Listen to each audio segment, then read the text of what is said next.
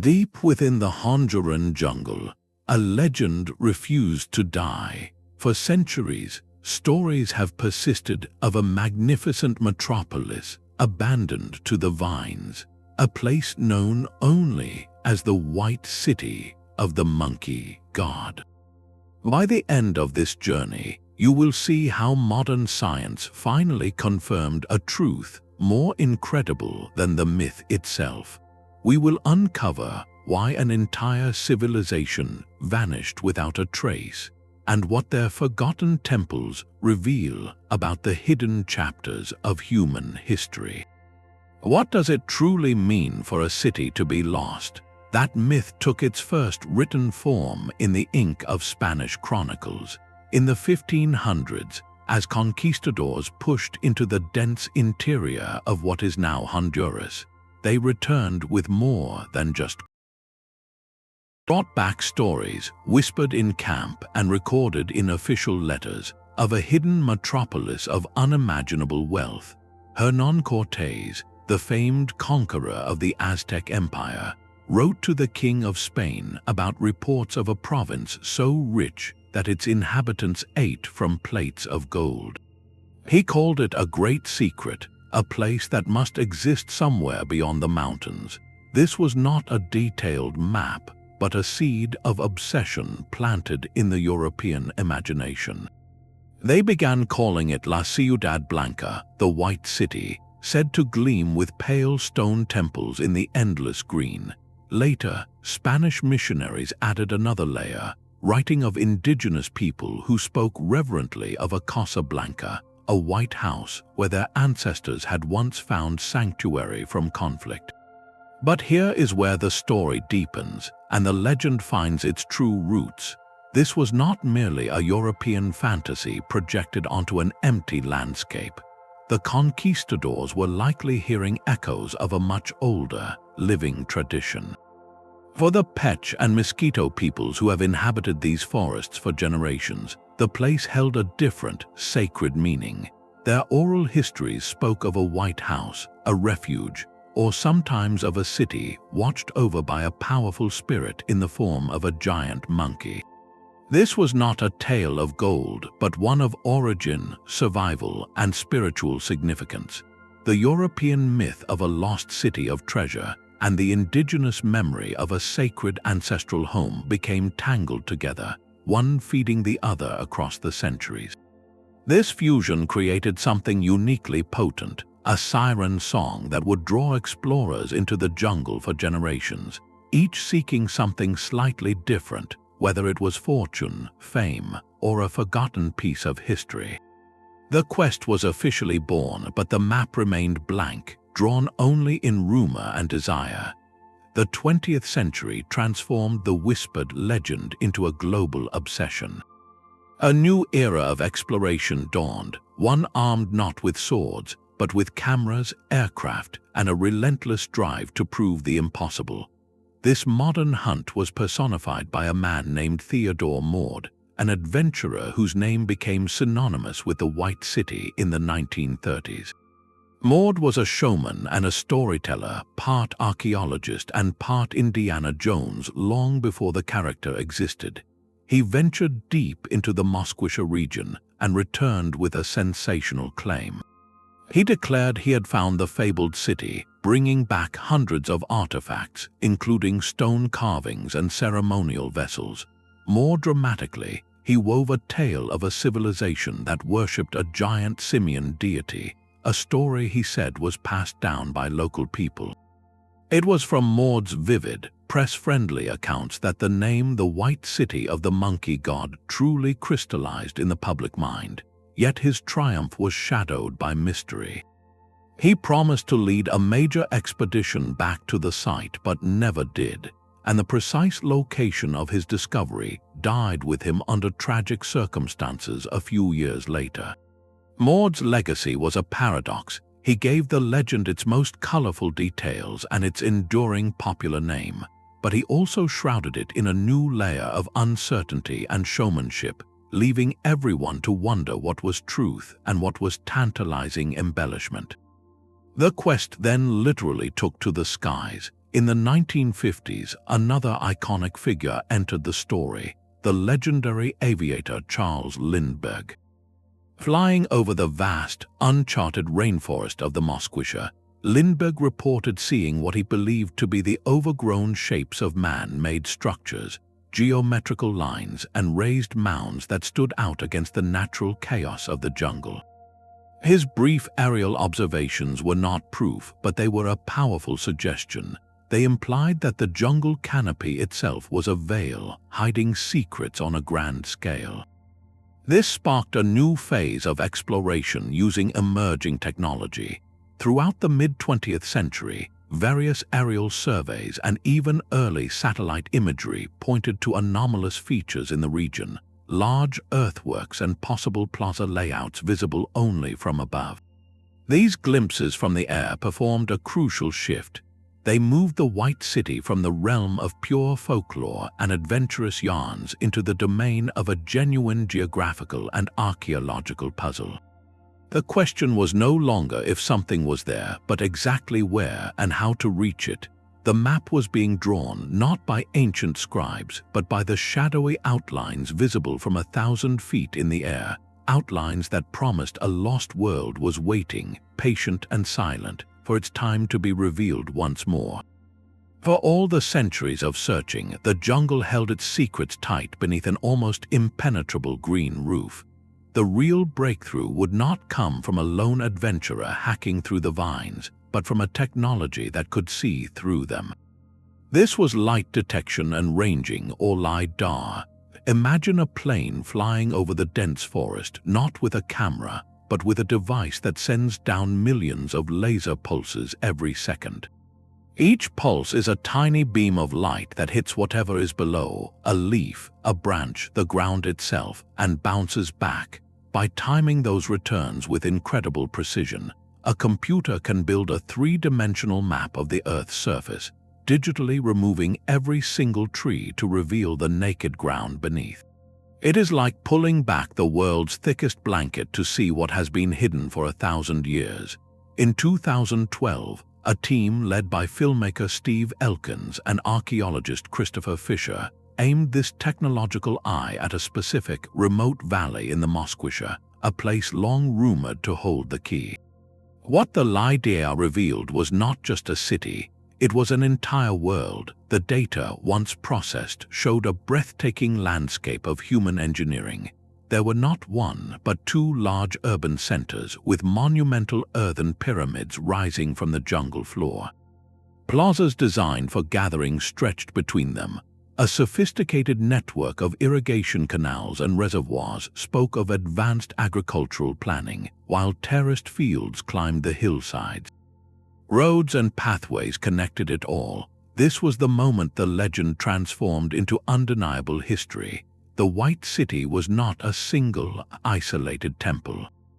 It was part of a sprawling, interconnected society, a civilization with the knowledge and labor to reshape its environment on a massive scale. The scans proved the indigenous stories and the explorers' tales were all rooted in a profound and sophisticated reality. For the first time, researchers could look at a map not of what might be, but of what absolutely was, a lost chapter of human achievement waiting silently in the dark. The digital map was a revelation, but the jungle demanded a physical answer. In 2015, a team of archaeologists and survival experts, guided by those precise LiDAR coordinates, launched the first ground expedition to a site they called Target 1. Reaching it was a battle against the environment itself. The team flew by helicopter to the edge of the unknown, then began a grueling trek on foot. They entered a realm of near-perpetual twilight where the air was thick with moisture and the ground was a tangled maze of roots and mud. Every step was contested by dense vegetation, biting insects, and the sheer, exhausting weight of the wilderness. This was not a casual hike. It was a deliberate penetration into one of the most isolated and ecologically intact rainforests in Central America, a place that had defended its secrets for centuries by being almost impenetrable. The journey itself proved why the city had remained lost for so long. Then they broke into a clearing and history materialized before them. The LiDAR data had been accurate but sterile. Now they stood within the silent heart of it. They found a sprawling ceremonial center, a complex of massive earthen platforms and pyramids arranged around broad plazas. Crucially, there were no signs of looters' pits, no modern trash, nothing to indicate anyone had disturbed this place in modern times. It was a pristine snapshot, frozen in time. Their discovery quickly moved from the architectural to the artistic. Lying partially buried at the base of a pyramid was a cache of stone sculptures of astonishing craftsmanship. There were finely carved metates, or ritual grinding stones and vessels, but the find that stole their breath was a nearly intact effigy of a wood jaguar. This powerful figure, part human and part jaguar, was a known symbol of shamanic transformation in ancient Mesoamerican belief, a direct window into the spiritual world of the people who built this place. These artifacts had rested there untouched for an estimated 600 years. The team also made a critical observation that connected the legend to the reality. The city was not built from white limestone, as some romantic versions of the tale suggested. Instead, the inhabitants had covered their earthen mounds and stone works with a brilliant white clay plaster, a symbolic act that would have made the entire complex gleam against the endless green, a literal white city visible for miles. This ceremonial whiteness aligned perfectly with the oldest indigenous descriptions. The legend was not about literal stone, but about sacred space. Target 1 was real, it was profound, and it was only the beginning. Buried at the foot of the central pyramid, the team uncovered a collection that turned date to points into a living culture. This was not a random scattering of debris, but a ritual cache, a trove of stone sculptures deliberately and ceremoniously placed.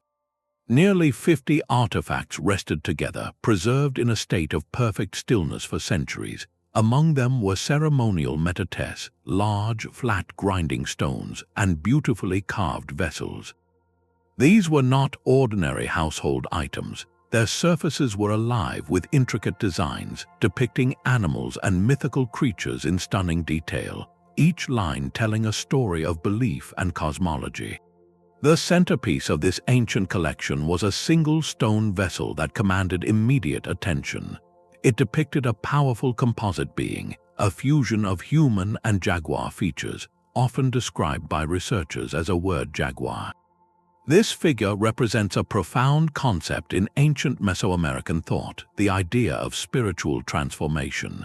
It could symbolize a shaman in a ritual state, a leader claiming divine authority, or a deity bridging the world of humans and the wild. This was an object of immense power, likely used in ceremonies that connected the community to forces beyond the everyday. The very existence of this cache and the supreme craftsmanship of each piece reveals the site's true purpose. Target 1 was far more than a settlement. It was a major ceremonial center, a place where the political and spiritual leadership of a sophisticated society conducted rituals that affirmed their world order. The pristine condition of the find is what makes it so extraordinary. There were no signs of looting, no evidence of panic or rapid abandonment. These sacred objects were left exactly as they were intended, a final act of reverence that created a perfect archaeological snapshot.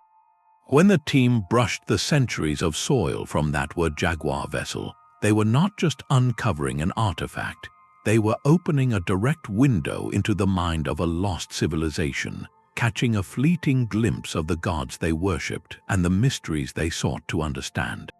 The artifacts were breathtaking, but they were silent about time.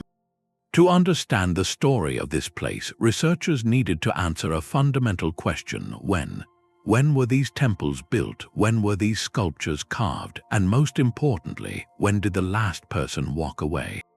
Establishing a firm timeline was the next critical step, transforming a stunning discovery into a chapter of human history with a beginning, a middle, and a haunting end.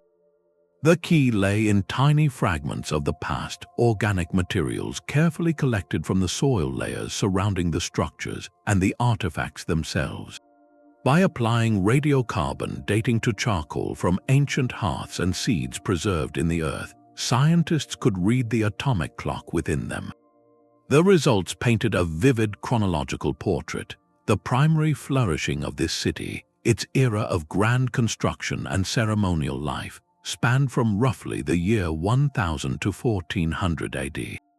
There were even whispers of earlier activity, perhaps as early as 500 AD, suggesting a long, deep history of people living in and shaping this landscape. This time frame is profoundly significant. It means this civilization reached its peak in the very same centuries that saw the great Maya cities to the north, like Tikal and Capon, at the height of their power. Yet the art and architecture here were uniquely their own. The stone carvings, the earthen pyramid designs, the very layout of their plazas, all of it spoke of a distinct cultural identity, a sister civilization in the rainforest developing in parallel with its more famous neighbors, yet following its own artistic and spiritual path. Then the timeline delivers its most poignant clue. The city was completely abandoned, left to the jungle, well over a century before the first Spanish ships ever appeared on the horizon.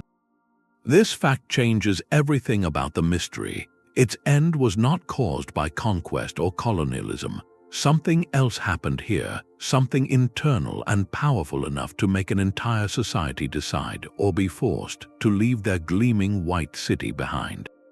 The leading theories point to a convergence of challenges familiar to many ancient civilizations, perhaps shifts in climate that affected agriculture, social tensions that fractured the community, or the arrival of illnesses that traveled ahead of European contact.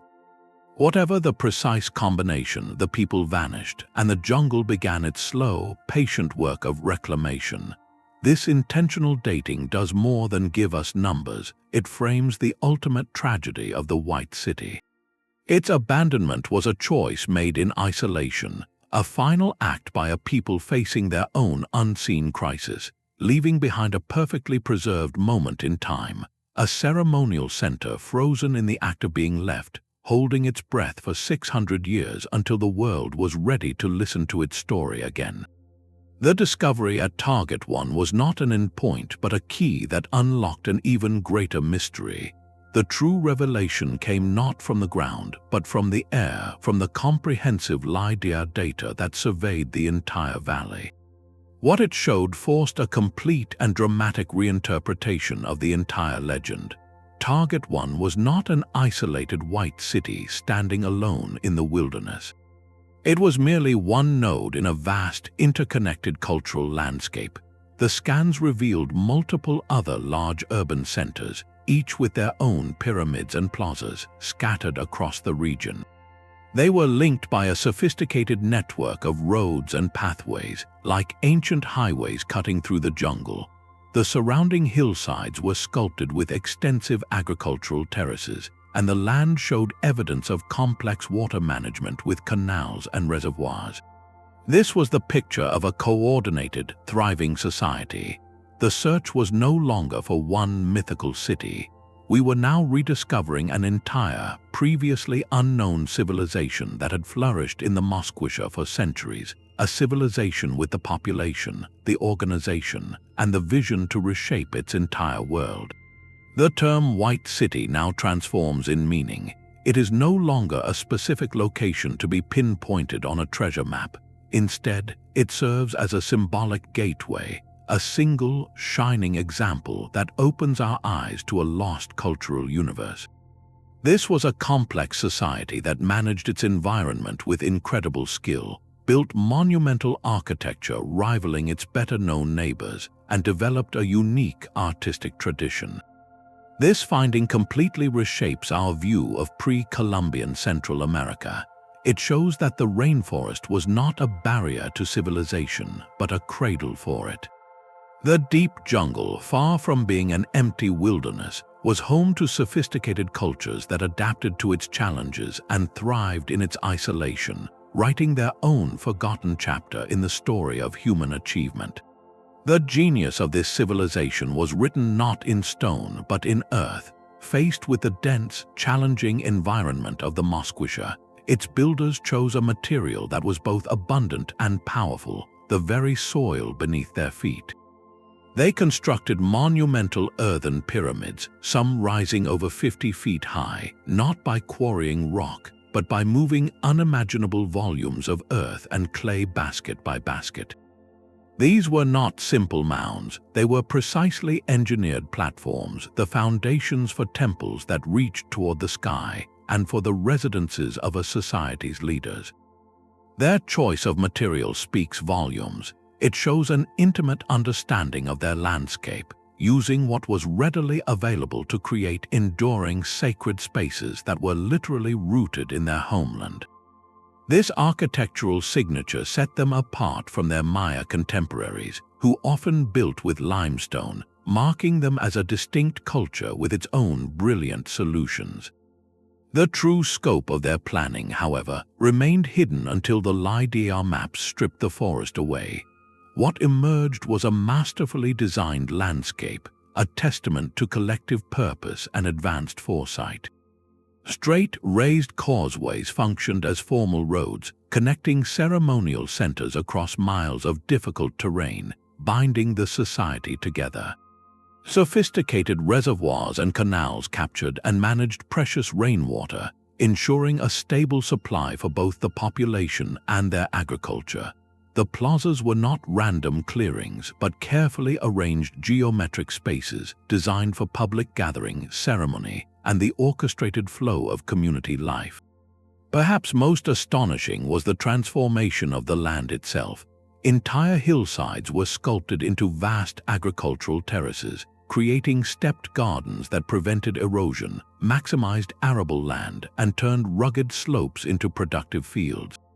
This was not a people struggling against the jungle. They were partnering with it, reshaping it with a scale of intention that rewrites history. The sheer volume of coordinated labor required to move that much earth, to terrace those mountains, to plan that entire hydrological system, points to a highly organized society with shared goals and sophisticated engineering knowledge. It completely shatters the old, simplistic idea of small, isolated tribes barely surviving in the wilderness. This was a civilization, one that understood its environment so deeply it could sustainably thrive within it for centuries, leaving a permanent, elegant imprint on the world that the jungle could not erase. The silent plazas and untouched artifacts point to a mystery deeper than discovery. Why would a thriving civilization simply walk away from its gleaming city, leaving its sacred objects in perfect order? The absence of any sign of violent conflict, no broken walls or scattered weapons, makes the enigma even more profound. This was not a city that fell to an invader.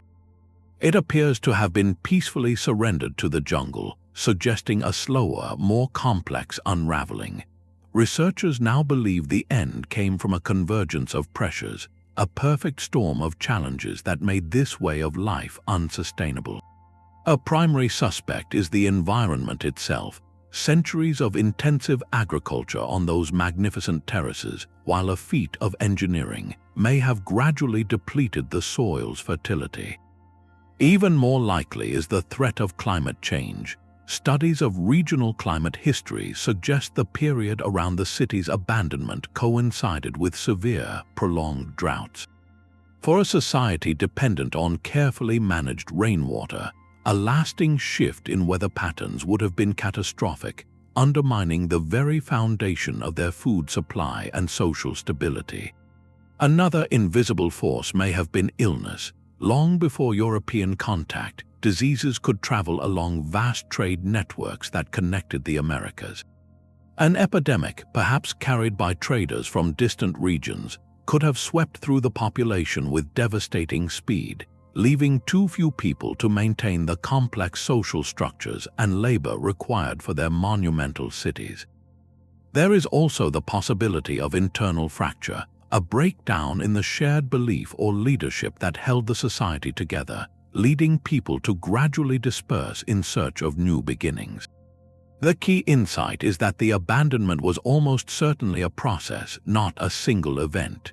It was likely a slow retreat over generations, as families and groups made the difficult decision to leave the ceremonial heart of their culture for smaller, more sustainable settlements elsewhere in the forest. This gradual dispersal offers a powerful and poignant connection to the present. The descendants of these builders may not have vanished at all. Their communities adapted, their stories evolved, and their cultural memory of a once great white sanctuary in the jungle was passed down through centuries, transforming from lived history into the very legend that would one day guide explorers back to their ancestors' door.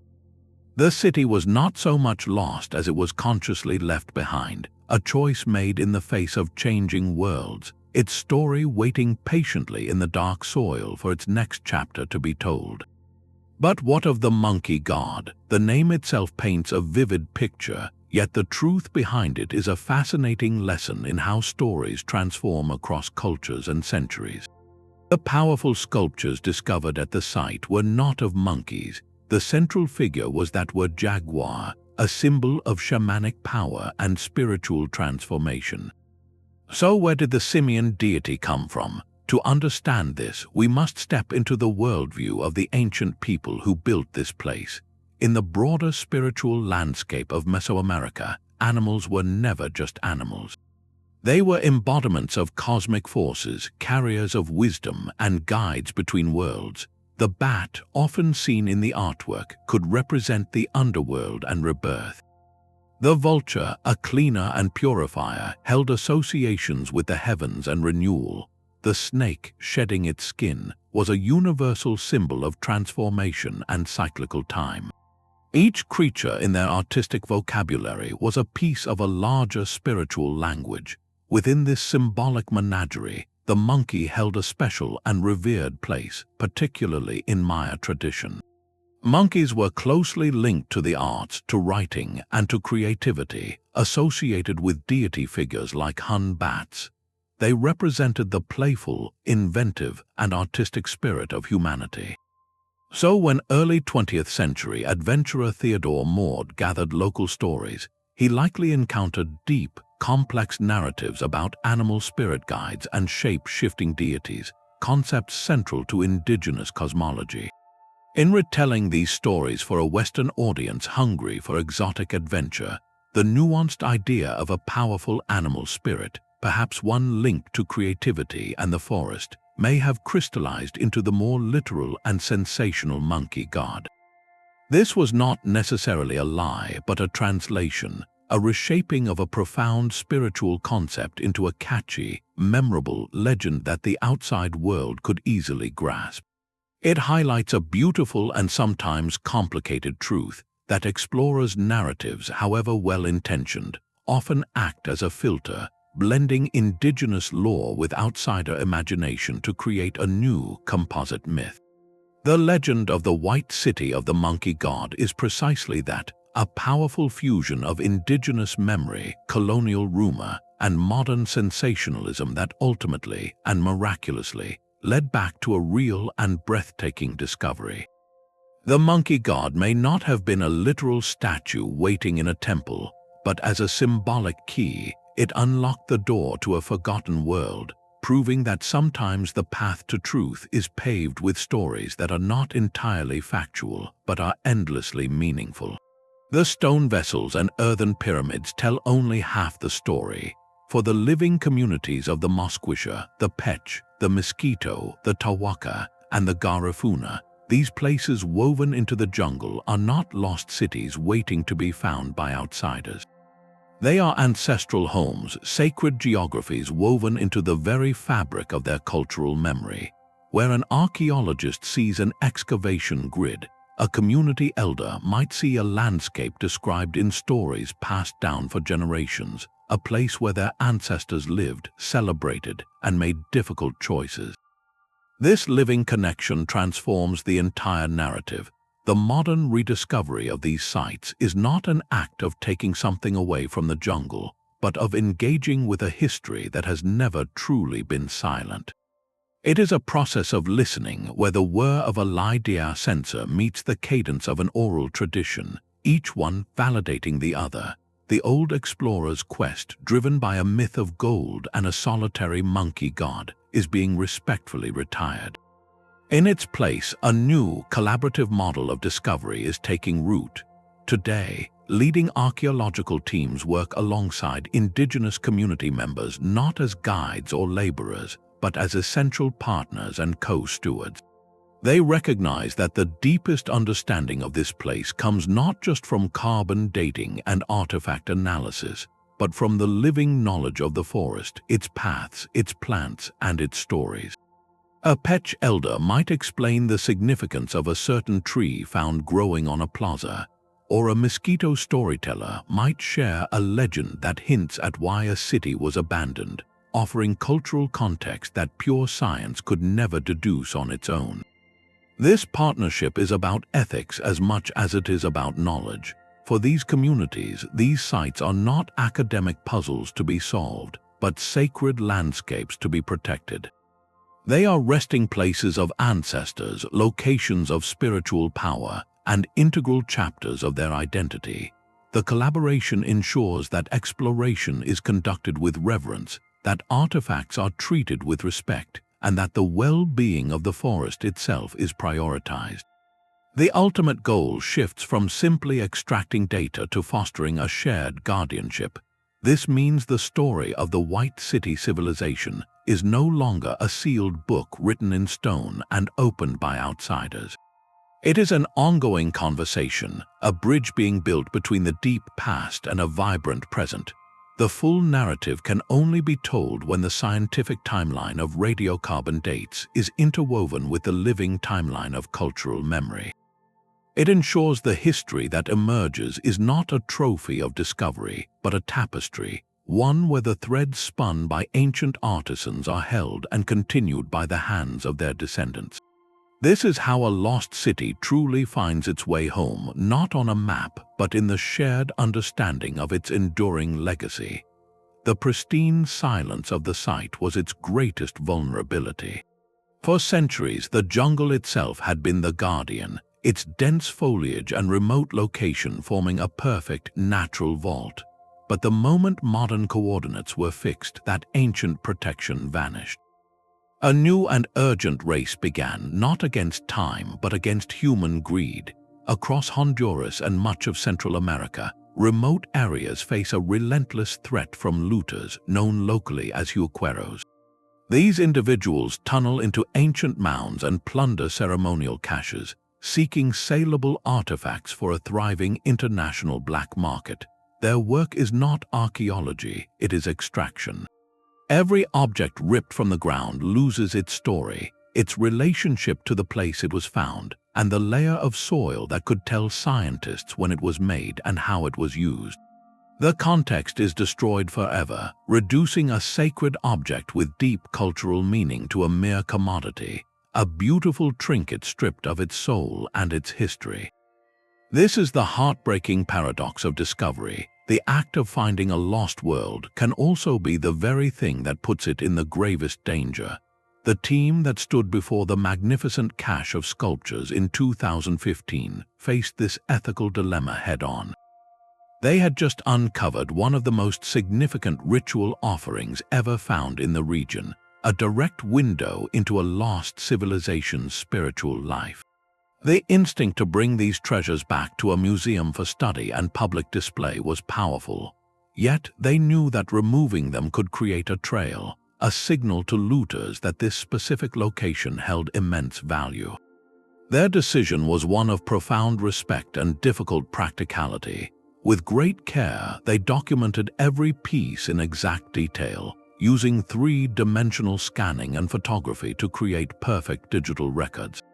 Then they did the unthinkable. They gently reburied the entire collection, leaving the stoneware jaguar and the ceremonial vessels exactly where they had rested for 600 years, sealing them again beneath the protective earth.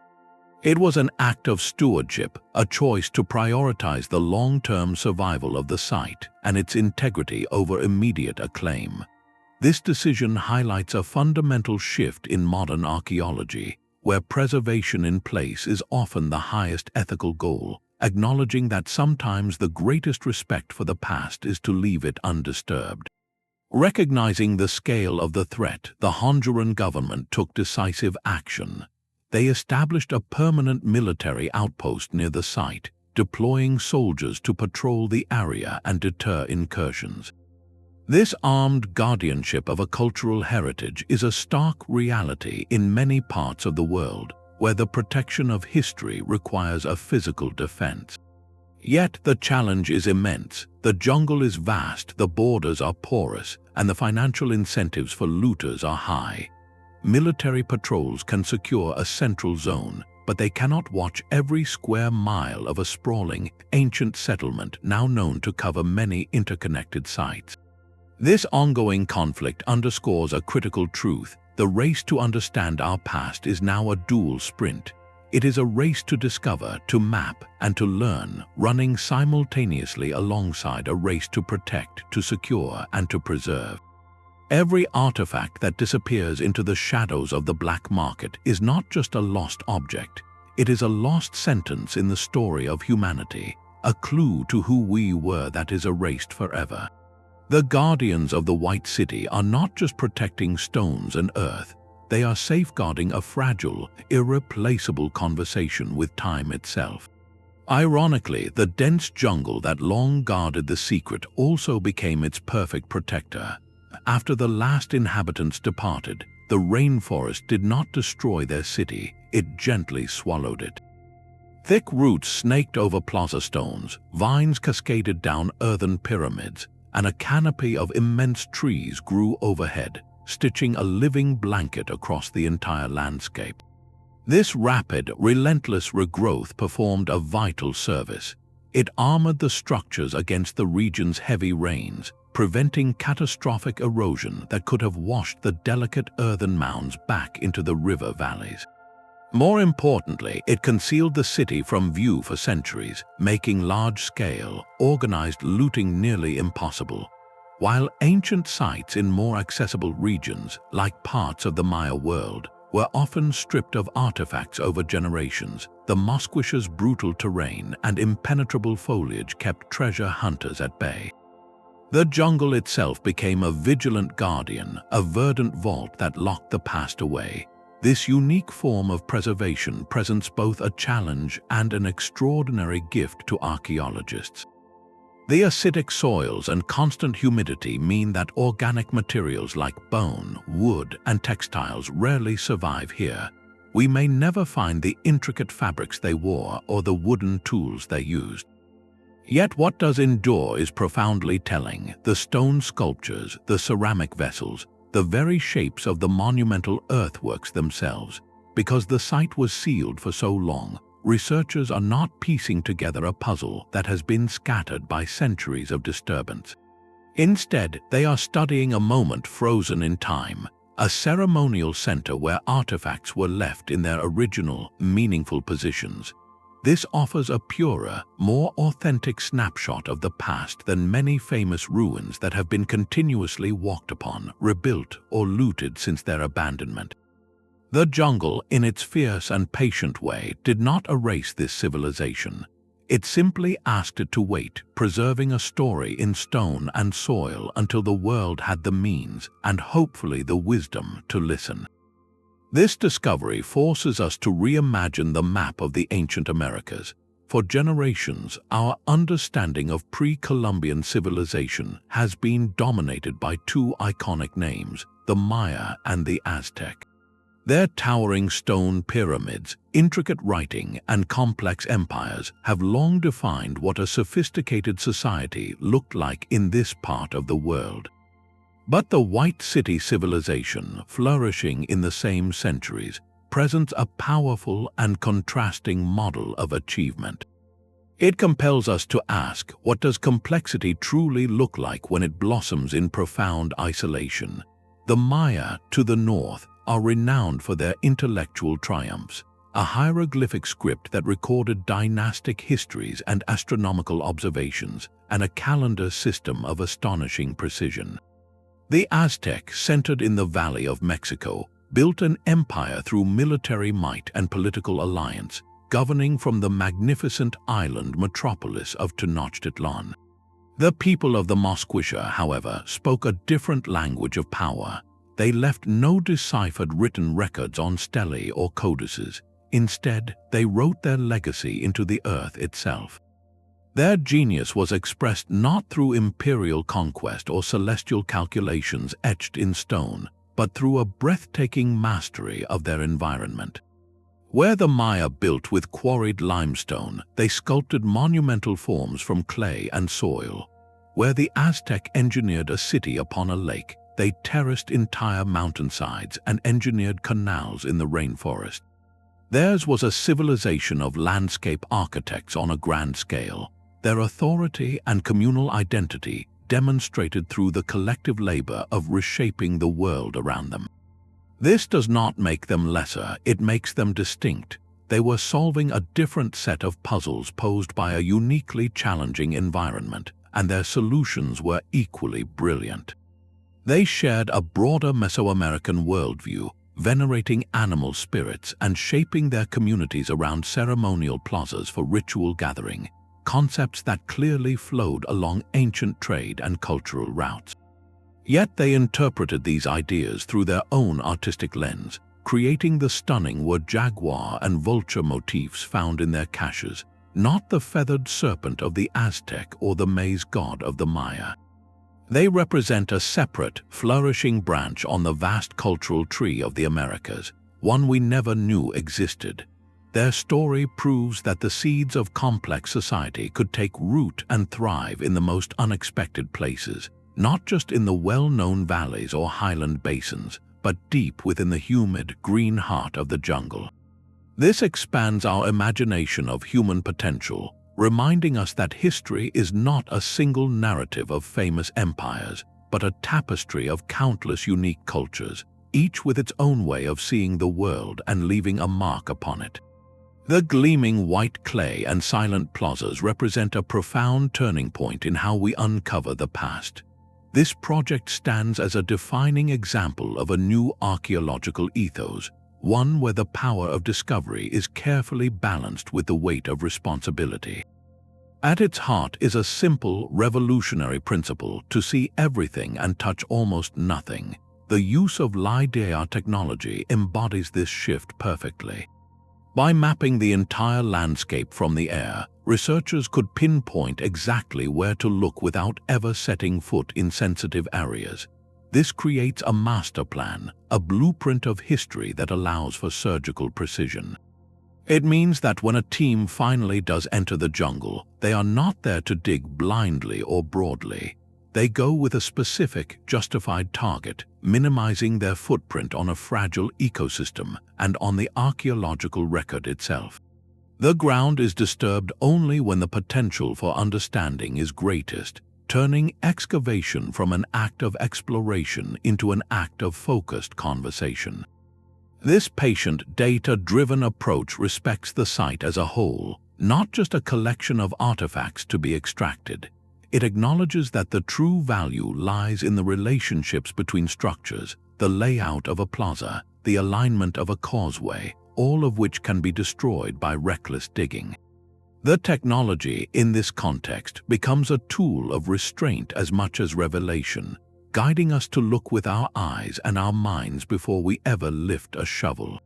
This ethical framework extends far beyond the tools used. It is woven into the very fabric of human relationships surrounding the site. The project was built from the start as a three-way partnership between the International Archaeological Team, the government of Honduras, and most critically, the indigenous communities of the Mosquitia. This collaborative model sets a powerful precedent, moving away from the old, extractive narrative of outsiders claiming a discovery for themselves. Here, Honduran scientists and soldiers worked side by side with researchers, ensuring national sovereignty and security were integral to the process. But the deeper layer of partnership is with the local communities, the Petch and Mosquito peoples for whom this landscape is not a lost city, but a chapter in their own living history. Their involvement is not symbolic, it is substantive. They contribute invaluable knowledge of the forest, its paths, and its stories, offering cultural context that no satellite image can provide. This collaboration shifts the fundamental question from what can we take to learn to how can we all work together to understand and protect. It ensures that the narrative that emerges is not a one-sided account written by outsiders, but a shared story, enriched by the perspectives of those whose ancestors may have walked these very plazas. This partnership transforms archaeology from a colonial act of claiming into a communal act of stewardship. Perhaps the most powerful symbol of this new ethic was the team's difficult, deliberate choice after uncovering the spectacular cache of stone sculptures. Faced with 50 priceless artifacts, including the majestic Jaguar vessel, the instinct of a previous era would have been clear: carefully crate them and transport them to a museum for study and display. Instead, they chose a path of profound humility. After exhaustive digital documentation through three-dimensional scanning and photography, they gently reburied every single object, returning them to the earth that had preserved them for 6 centuries. This act challenges the very core of traditional museum-based archaeology. It prioritizes in situ preservation, the idea that an artifact's greatest meaning and security often lies in leaving it exactly where it was found, in its original context. By reburying the cache, they protected it from the immediate threat of looting that follows high-profile discoveries, and they preserved the integrity of the ritual offering for future researchers who may have technologies we cannot yet imagine. It is an acknowledgement that our current understanding is limited, and that the scholars of tomorrow, equipped with new methods of analysis, deserve to encounter these objects in their pristine state. This decision reframes the goal of archaeology. The purpose is no longer to fill museum cases, but to safeguard cultural heritage in its holistic form, keeping the story intact for generations to come. It recognizes that sometimes the most respectful thing you can do with a discovery is to cover it back up and walk away, trusting that the jungle, now aided by watchful guardians, will continue its ancient work of protection. In this new era, the greatest skill an archaeologist can possess may not be knowing how to dig, but knowing when not to. The story of the White City was always destined for the screen. While LiDAR maps and academic papers captured the data, it was documentary filmmaking that truly brought the mystery to life for a global audience. This crucial translation was spearheaded by the very man who helped lead the search, filmmaker Steve Elkins, alongside producer Bill Benenson. Their resulting film, The Lost City of the Monkey God, did more than just record an expedition. It became an essential character in the story itself. By embedding cameras with the team from the first LiDAR flights to the arduous jungle trek and the breathtaking moment of discovery, the documentary allowed viewers to experience the visceral reality of the quest. We felt the oppressive humidity, saw the exhaustion etched on the researchers' faces, and shared the collective gasp as the first stone sculpture was brushed clean. This intimate access transformed complex archaeological methodology into a universal human narrative of perseverance, curiosity, and awe. Suddenly, the abstract concept of a lost civilization had a heartbeat, a soundtrack, and a face. The film's impact was immediate and profound, generating a wave of public fascination that reached far beyond the usual circles of history enthusiasts.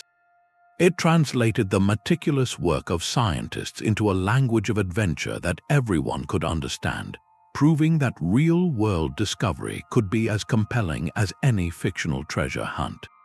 This surge of attention performs a vital, practical function for archaeology. Public interest, stoked by compelling media, often translates directly into the funding and institutional support necessary for long-term, expensive research. A story that captures the world's imagination can unlock grants, attract academic partnerships, and secure the political will for preservation. turning a single discovery into a sustained, multi-year investigation. Yet this powerful tool comes with a profound responsibility. The line between education and sensationalism is famously thin. The legend of the monkey god itself is a testament to how stories can be reshaped for dramatic effect over centuries. A documentary filmmaker faces the constant temptation to amplify danger, fabricate conflict, or overstate the certainty of a find, crafting a tidy Indiana Jones-style narrative where reality is often messier, slower, and more ambiguous. The ethical approach demonstrated in the best of these films is to shift the focus from manufactured drama to the authentic drama of the scientific process itself. The real tension is not in fictionalized peril, but in the nerve-wracking wait for LiDAR results, the careful debate over where to dig first, and the quiet, profound moment of interpreting an artifact's meaning. By centering the cultural significance of the site and the collaborative nature of the work, filmmakers honor the true story. They show the partnership with indigenous communities, the meticulous work of conservators, and the patient logic of field archaeologists. This ensures the final product does not exploit a culture's past for cheap thrills, but instead invites the audience into a genuine process of learning and respect. A great documentary on a subject like this does not just entertain, it builds a bridge. It connects the public to a distant time and place, fostering a sense of shared stewardship for a heritage that belongs to all of humanity.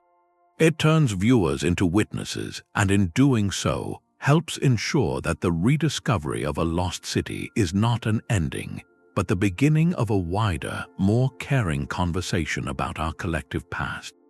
The legend spoke of a city built from white stone, but the truth was written in the earth.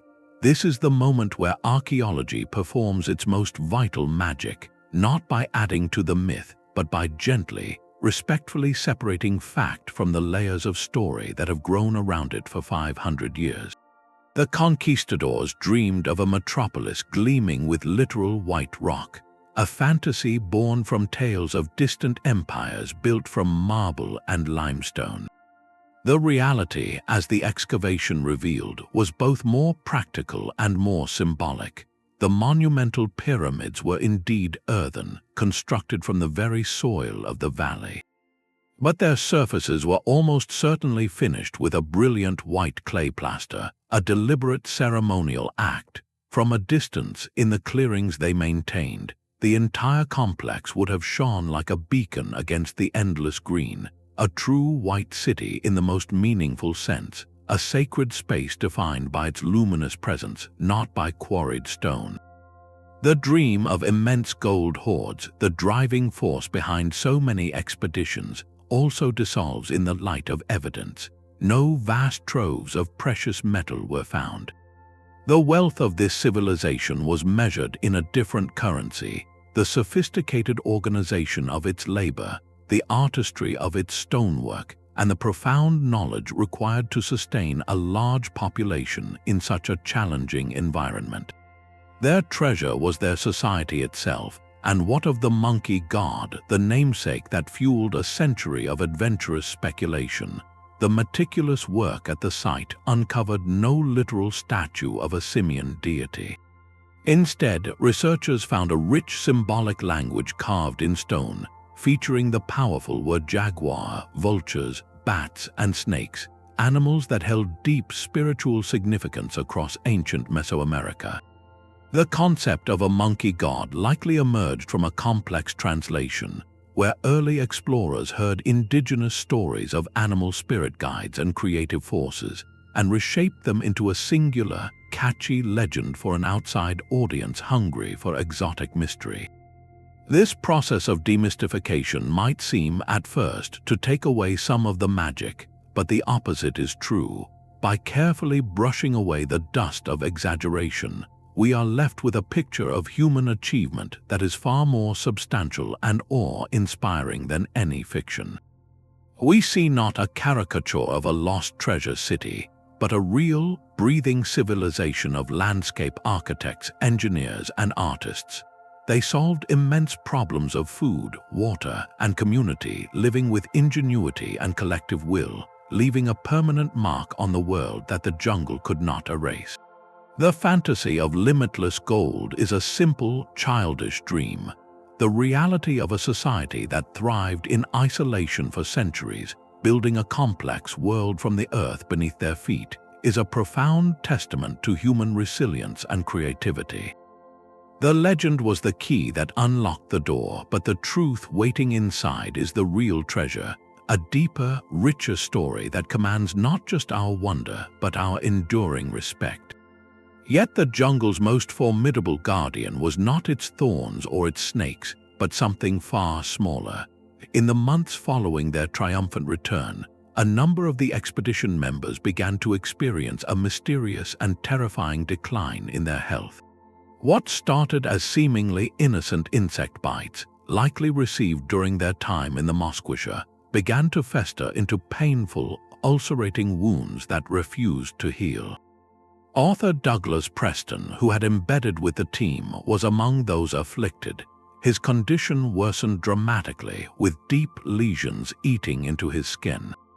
The team had confronted the monumental scale of a lost civilization, only to be ambushed by a microscopic one. They were facing a vicious parasitic disease called Leishmaniasis, transmitted by the bite of an infected sand fly, no larger than a speck of dust.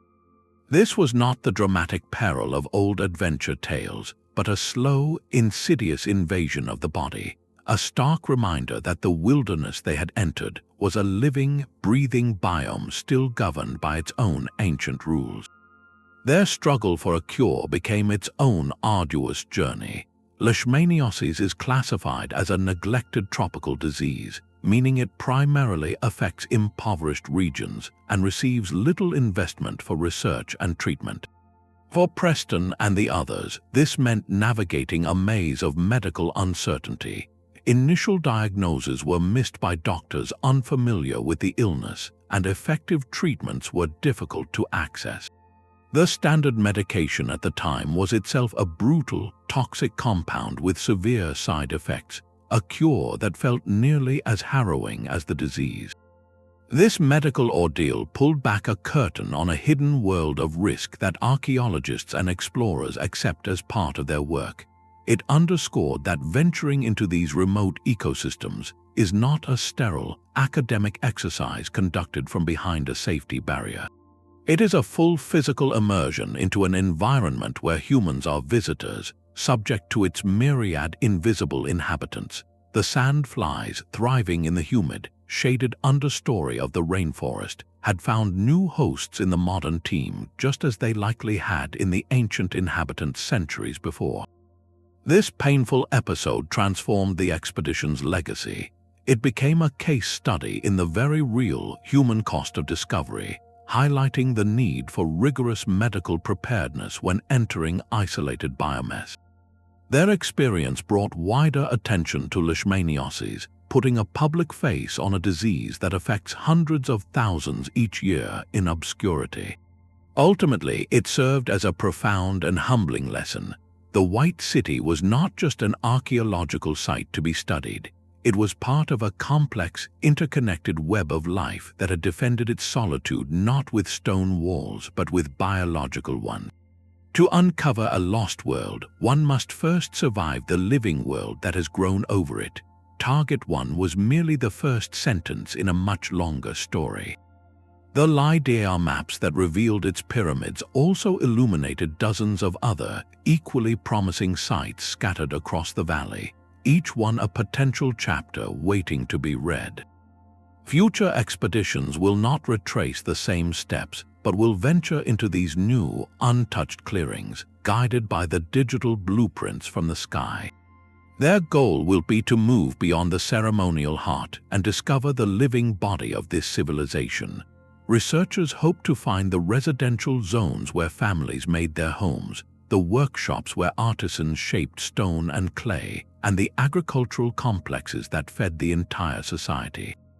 Finding another ritual cache, perhaps in a different temple, could reveal a new pantheon of spiritual figures or confirm the importance of the animal symbols already found. Each new location holds the potential to answer fundamental questions about daily life, how trade networks connected them to distant cultures, and how their social hierarchy was organized from the most humble farmer to the most powerful spiritual leader. This is a shift from discovering a single city to mapping an entire cultural landscape, understanding how these various centers interacted and supported one another within the vast green expanse of the Mosquitia. The ambition extends even further. Archaeologists plan to conduct broader regional surveys, flying LiDAR over adjacent valleys and watersheds to see if this civilization's influence extended beyond the initial discovery zone. Did they have distant trading partners or perhaps rival societies in neighboring regions? Each new scan could push the known borders of this lost world, revealing whether it was a densely populated network or a more isolated cultural pocket. Every site that is confirmed and studied becomes a unique data point, a piece of evidence that helps reconstruct not just a place but a people. The cumulative knowledge from these future journeys has the power to systematically rewrite chapters of Central American history. For too long, the narrative has been dominated by a few well-known cultures. Now we have the opportunity to integrate an entirely new, sophisticated society into that story, understanding its unique contributions and its connections to the broader tapestry of pre-Columbian life. We can learn about their specific adaptations to the rainforest, their artistic innovations, and the internal and external pressures they faced. The ultimate fate of this people, the reasons for their dispersal, may become clearer as we compare multiple abandoned sites, looking for patterns in their final days. This is the thrilling promise that lies ahead. We are standing at the very edge of discovery, looking out over a hidden world we have only just begun to perceive. Each overgrown mound and each buried plaza is a question waiting for an answer, a story waiting to be told after a silence of 600 years. The White City was not an end point, but a magnificent gateway, and the true scale of the lost world beyond it is only now coming into view. This single discovery in the Honduran jungle does more than fill a blank spot on a map. It demands a fundamental rewrite of the history books. For generations, the dense rainforests of the Mosquitia were depicted in academic texts and popular imagination as a cultural void, a sparsely populated wilderness that stood in the shadow of its more famous neighbors. The narrative of pre-Columbian Central America was a story told from a few well-known centers, with cultural brilliance flowing outward from places like the Maya heartland.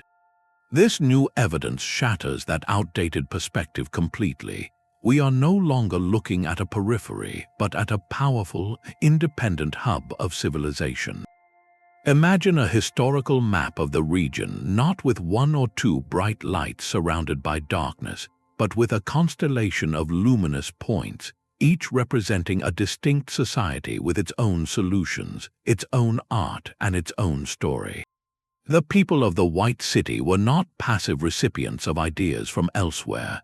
They were active creators, developing a unique architectural language of earthen pyramids and terraced fields, and a spiritual vocabulary carved in stone, all in direct response to the challenges and opportunities of their rainforest home.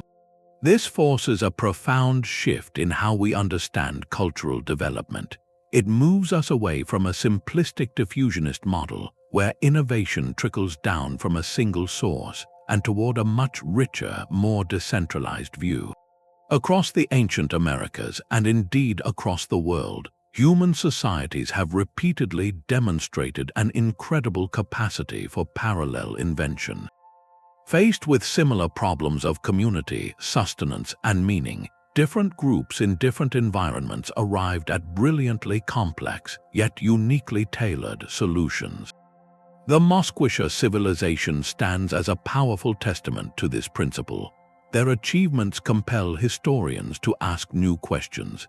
Instead of asking how Maya influence reached this remote area, we now ask how these two contemporary civilizations interacted as peers. Were there trade routes through the jungle exchanging goods and ideas? Did they share certain spiritual concepts while interpreting them through their own artistic lens? This discovery opens up a vast new field of inquiry, transforming a region once considered a blank page into a central chapter of the human story. The textbooks must now tell a more crowded, more interesting, and more accurate tale, one where innovation was not a monopoly of the few, but a possibility for the many, blooming in isolation and speaking to the boundless adaptability of the human spirit. Every overgrown mound scanned by LiDAR is not just a ruin, it is a challenge to our assumptions, an invitation to see the past not as a neat, linear story, but as a vibrant, interconnected tapestry still being woven with every new discovery.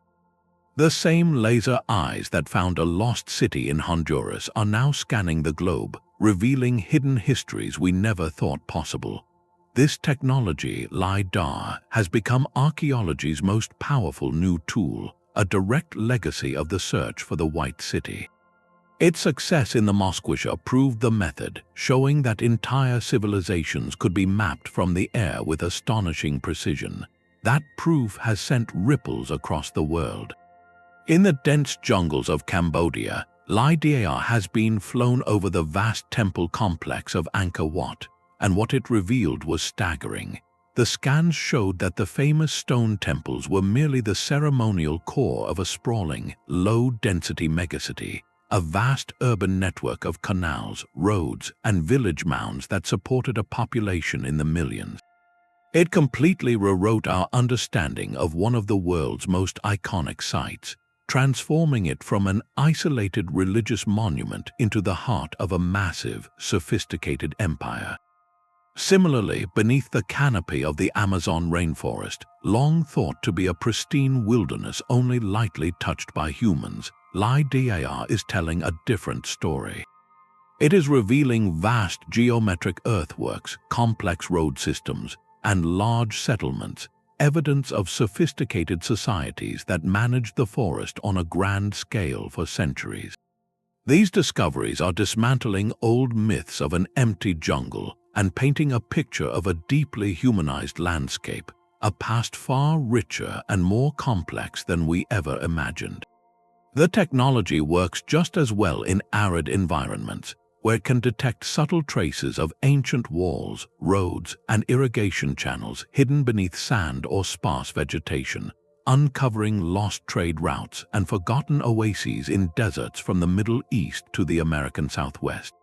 This is the true revolution. We are no longer limited by what we can see from the ground or even from a satellite.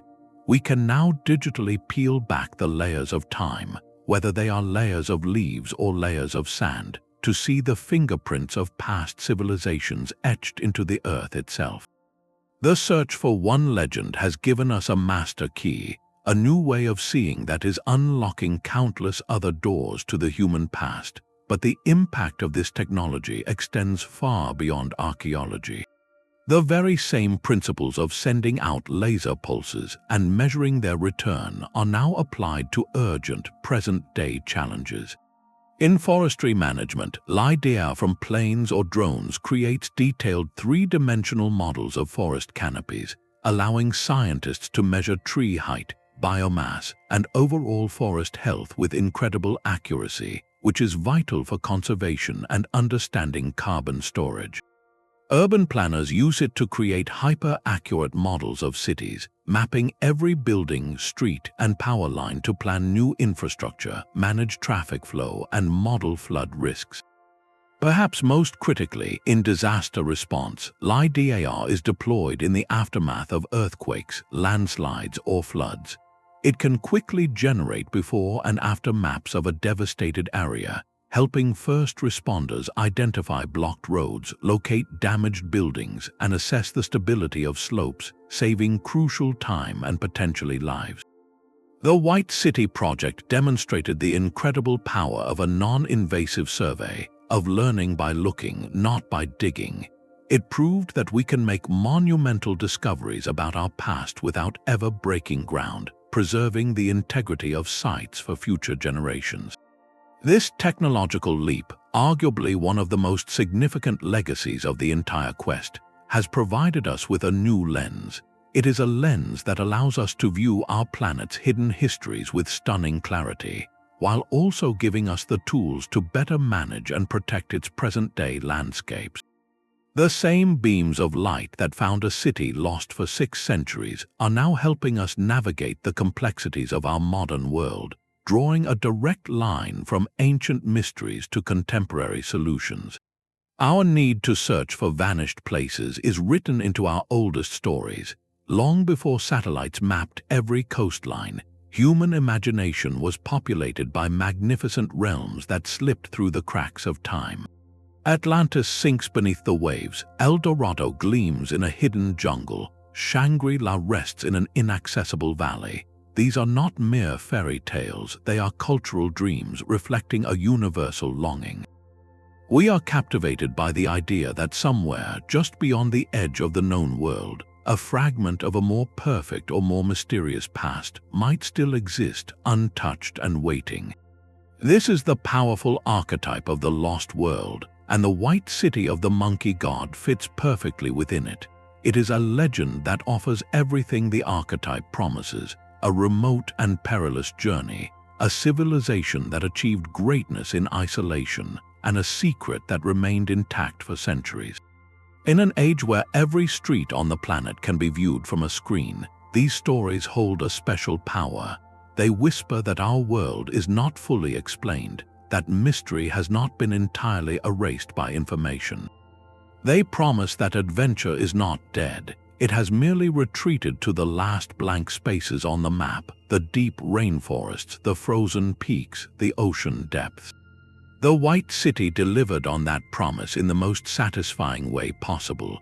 It was not a metaphor. It was not a rumor that faded upon investigation. It was real. Stone monuments stood where the stories said they would. Ceremonial offerings lay exactly where they were left. This transformation from myth to verified history is profoundly compelling. It validates our hunger for the unknown. It proves that patient searching and new ways of seeing can actually turn a campfire story into a chapter in a textbook. This discovery does more than rewrite Central American history. It fuels our collective imagination. It tells us that other legends might also hold a kernel of truth, that other blank spots on the historical map might contain their own surprises. The Allure is a blend of romance and rigorous proof. We get the thrill of the quest, the drama of a team cutting through a hostile jungle, but we also get the sobering evidence of radiocarbon dates and 3-dimensional scans. This combination is irresistible. It allows us to be both the wide-eyed dreamer, imagining a gleaming city in the green gloom, and the clear-eyed scientist, analyzing the data that confirms its existence. Ultimately, these lost world stories speak to a deep human curiosity about our own trajectory.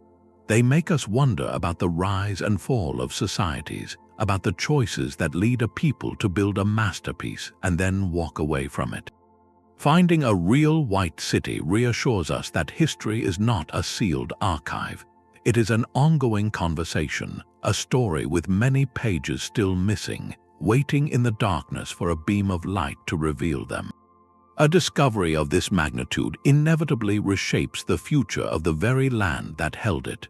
For Honduras, the confirmation of the White City civilization is far more than an academic headline. It represents a profound opportunity to redefine its own story on the world stage. This is a nation whose international image has often been filtered through the lens of contemporary social and economic challenges.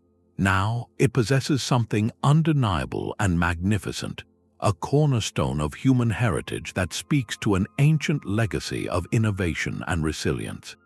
The site has swiftly become a powerful symbol of national pride, a tangible connection to a sophisticated past that instills a deep sense of identity and continuity for its people. It offers a narrative not of lack but of legacy, allowing Honduras to present itself as the guardian of a world-class historical treasure. This shift is emotional and cultural, rebuilding a sense of self from the ground up, quite literally from the same earth that built the pyramids. The government has moved quickly to harness this potential, announcing ambitious plans to develop a controlled, sustainable tourism model around the protected zone. The vision is clear: to create a source of revenue and skilled employment for local communities while generating funds that can be funneled directly back into the ongoing research, preservation, and security of the site itself. It is a hope for a virtuous cycle where responsible exploration fuels responsible guardianship, yet this path is fraught with delicate balances and complex questions. How do you allow people to witness a wonder without loving it to death? The model being considered is one of extreme limitation, likely involving small, guided groups arriving by helicopter on strict itineraries, minimizing physical contact with the fragile structures. This is not a theme park, it is a pilgrimage to a sacred space, and the experience must be curated with that reverence in mind. The economic temptation, however, is immense. The global fascination with lost cities could create enormous pressure to expand access, to build infrastructure to cater to larger crowds. Every new road cut, every lodge constructed, and every human footprint introduces risk, not just of physical damage, but of altering the pristine ecological and archaeological conditions that made this discovery so valuable. There is also the critical matter of cultural sensitivity. The site exists within a living landscape, home to indigenous communities for whom this place holds ancestral significance. A tourism model planned without their meaningful involvement and benefit would be a repetition of old, extractive patterns. True sustainability means ensuring that economic plans are co-created with local and indigenous leaders, that jobs and educational opportunities flow to neighboring communities, and that their voices are central in deciding how, or even if, the site is shared with the outside world. This is the ultimate test for Honduras. It is a test of its ability to steward a treasure that belongs, in a philosophical sense, to all of humanity, while honoring its primary responsibility to the nation's citizens and the descendants of those who built it. The choices made now will determine whether the White City becomes a case study in harmonious, respectful cultural management, or a cautionary tale of goodwill overtaken by commercial impulse. The goal is not merely to display a lost city, but to protect the story it tells, ensuring that the silence of its plazas is never replaced by the noise of its own exploitation. The jungle that hid the city is itself a treasure of global importance. The Mosquitia region forms part of the largest intact rainforest in Central America, a living ark of biodiversity where jaguars still roam and harpy eagles nest in ancient canopy trees. This is not a passive backdrop to the archaeological story. It is an active, essential character. The work of uncovering the past here is now fundamentally linked to the urgent work of preserving this present-day wilderness. The relationship is symbiotic, a powerful alliance between cultural and natural heritage. The dense vegetation that guarded the ruins for centuries is the very ecosystem that must be protected now to ensure they survive for future study. This creates a shared fate where saving ancient history directly contributes to saving an irreplaceable living world. Deforestation is the relentless, modern threat looming at the edges of this sanctuary. Primary drivers are land clearing for cattle ranching and illegal logging, activities that chew into the forest margins, leaving behind scars of pasture and eroded soil. From an archaeological perspective, this is a race against a silent erasure. A bulldozer clearing a hillside for pasture could, in a single afternoon, obliterate an undiscovered ceremonial plaza or scatter a cache of artifacts before any researcher even knows it exists. Each acre lost is not just a loss of habitat, but a potential loss of history, a page torn from a book we are only just beginning to read. The LiDAR maps show us what is there, but they cannot stop a chainsaw. This intertwining of fates transforms the White City from an isolated dig site into a compelling case for integrated landscape management. The argument for protection becomes multifaceted and far stronger. It is no longer just about preserving ruins for archaeologists. It is about safeguarding a critical biodiversity hotspot that provides immense ecological services for the entire region and the planet. This rainforest acts as a massive natural sponge and filter, regulating freshwater sources for communities downstream. Its vast trees are vital carbon sinks, drawing down atmosphere-warming gases and helping to stabilize our global climate. The monkeys, birds, and countless other species that thrive here represent a genetic library of irreplaceable value. This holistic view fosters unexpected and powerful alliances. Conservation biologists and archaeologists find common cause, their work supported by the same on-the-ground guardians, the indigenous communities who have sustainably lived within this forest for generations.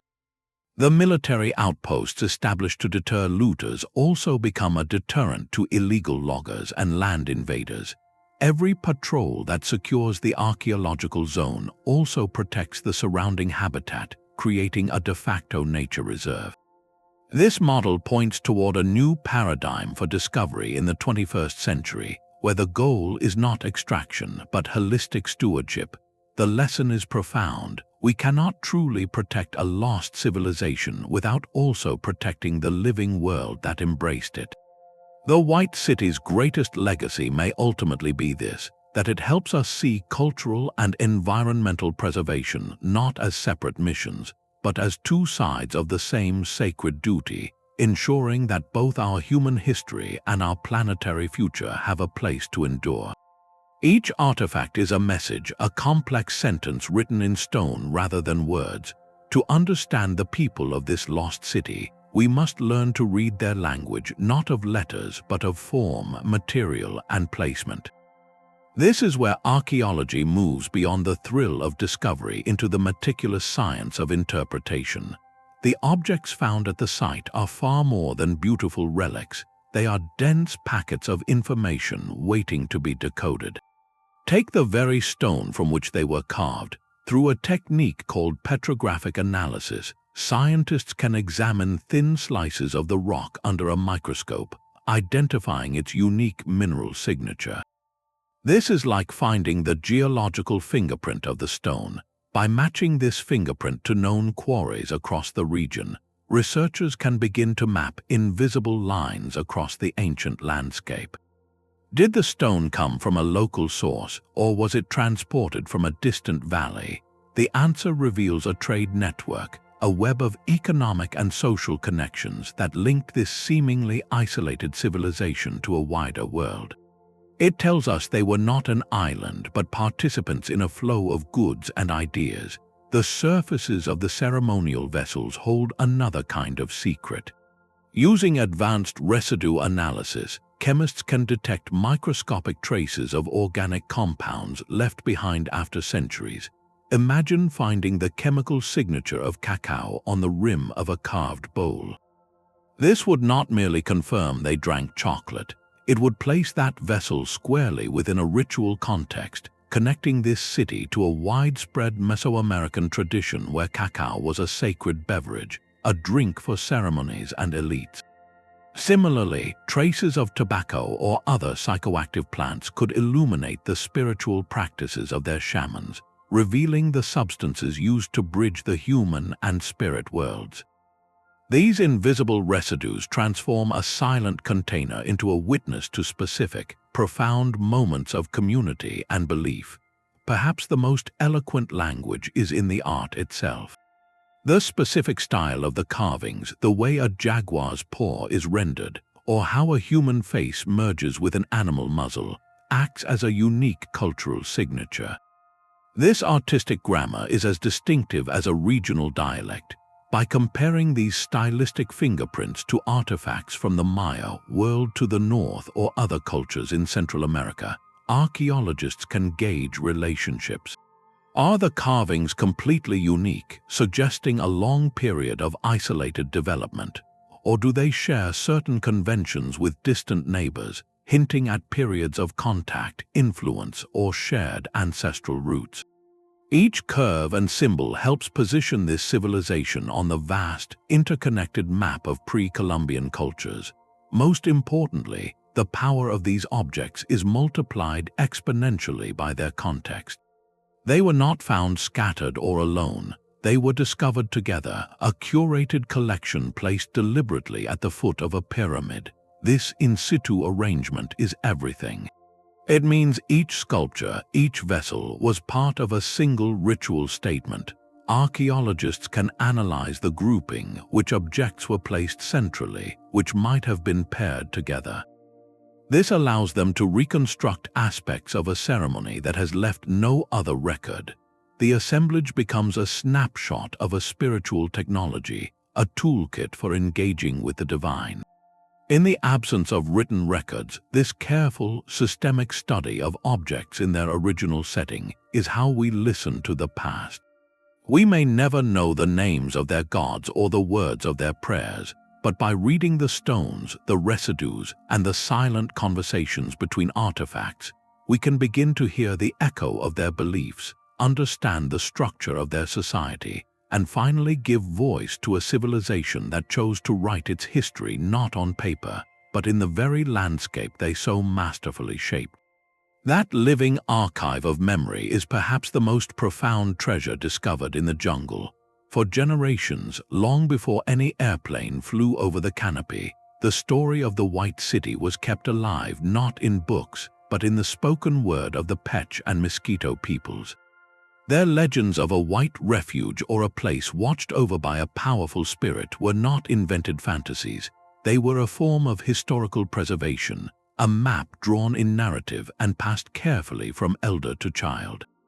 This oral tradition functioned as a durable container for a fundamental truth, that their ancestors had once built something magnificent in the heart of the forest. The specific details of the story might shift over centuries, the reasons for leaving, the description of the guardians, but the core geographical and cultural memory remained stubbornly intact.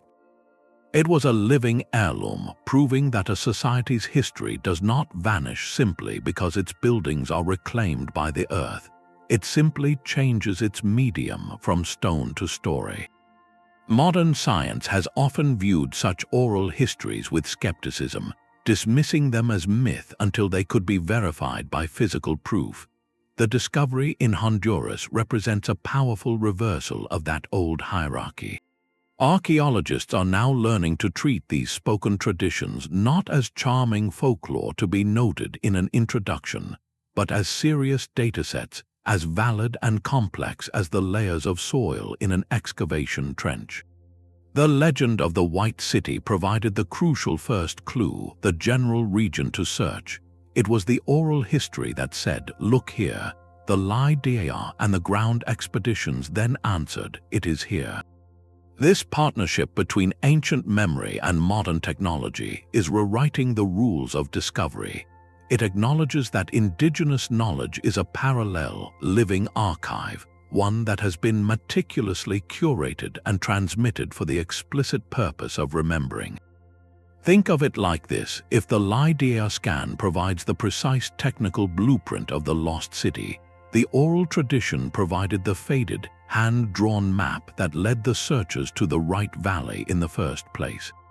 One is about exact measurement, the other about enduring direction. Both are essential. The stories preserve the where and the that, the sense that something significant happened in that specific landscape. The scientific tools then uncovered the what and the how, revealing the staggering scale and sophistication of what was actually built. This collaborative process validates entire systems of knowledge that Western academia has long overlooked. It proves that history is not only found in written records or buried artifacts, it is also carried in the cadence of a told story, in the names given to rivers and mountains, and in the ceremonial practices tied to specific places in the forest. This shift has profound implications for archaeology everywhere, from the songlines of Aboriginal Australia that chart geography through epic narratives, to the genealogical chants of Polynesian navigators that encode vast oceanic routes, oral traditions around the world are now being understood as sophisticated historical and ecological databases. They are tested not against the standard of written text, but against the landscape itself, cross-referenced with geological features, botanical evidence, and archaeological finds. When a story passed down for 500 years leads directly to a 600-year-old city, it demonstrates a stunning accuracy of collective memory. It forces us to expand our definition of a reliable source. The legend was never a mere fairy tale about a monkey god.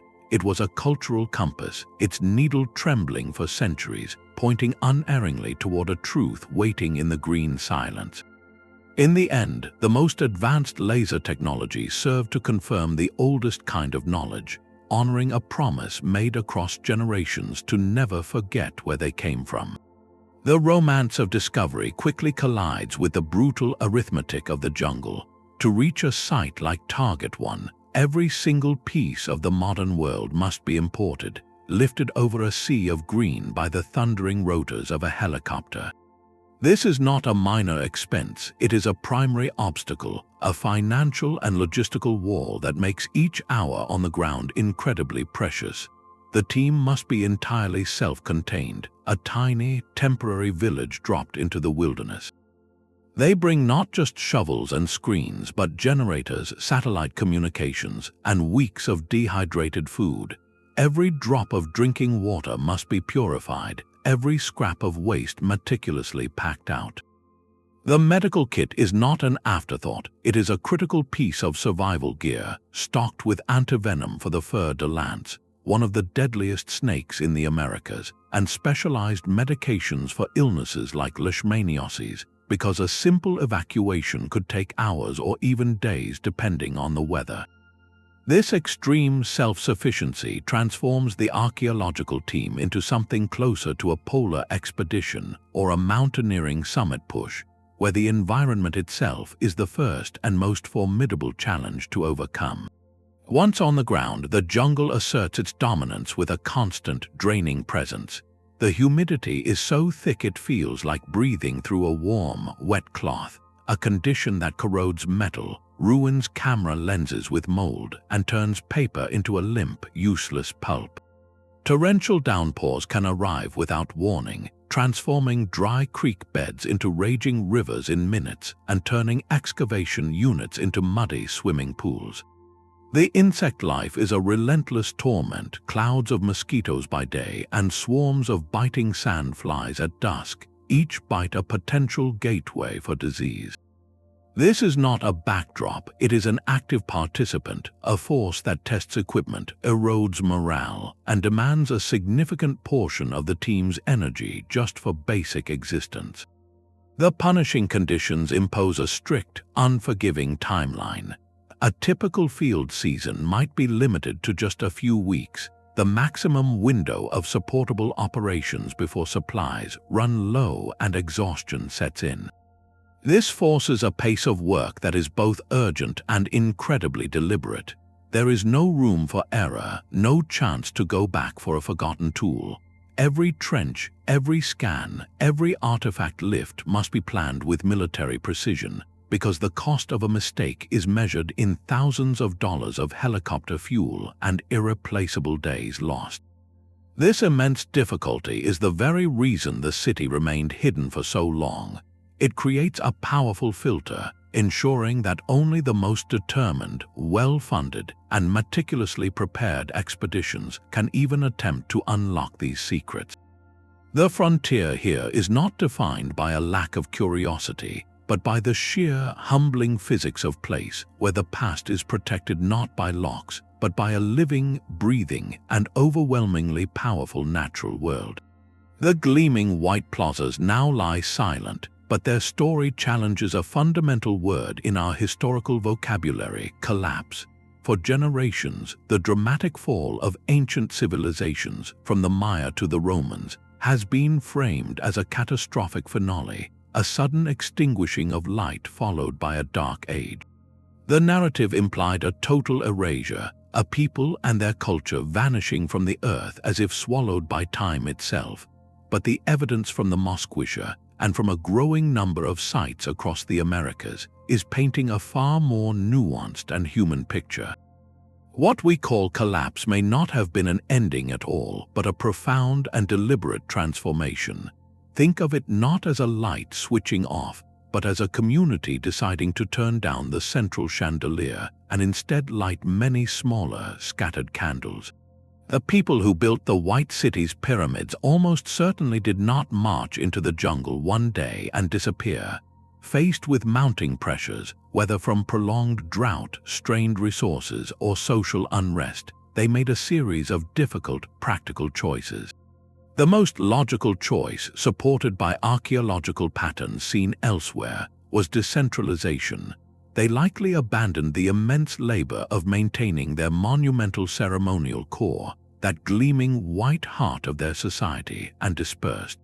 Families and clans would have moved out into the wider forest, settling in smaller, more sustainable communities along riverbanks or in hidden valleys. This was not a failure of culture, but an adaptation for survival. It was a strategic retreat from a centralized, resource-intensive way of life to a more flexible, resilient one. Their cultural knowledge did not evaporate. The skills of terrace farming, the stories of their animal spirit guides, the memory of their white-plastered temples, these would have traveled with them.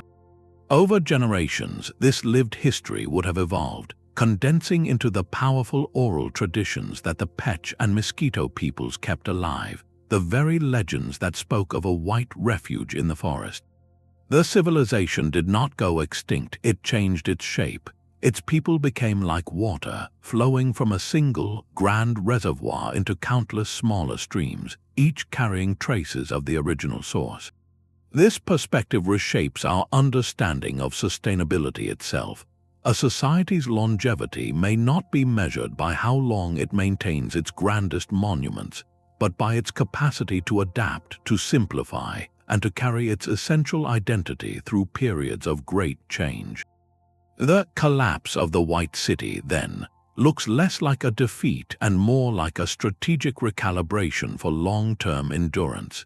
It suggests that the most profound legacy of a people might not be the stones they leave behind, but the resilience they embody, the ability to write their next chapter in a different way when the old one becomes impossible to read. The profound discovery of these artifacts brings with it an equally profound question: who holds the right to tell their story? This is not merely a logistical puzzle, but a central ethical debate in modern archaeology, known as cultural patrimony. When a civilization with no direct written history is rediscovered, its physical legacy, the sculptures, vessels, and ceremonial objects become the primary texts. The urgent debate now centers on where these texts should be read, and by whom.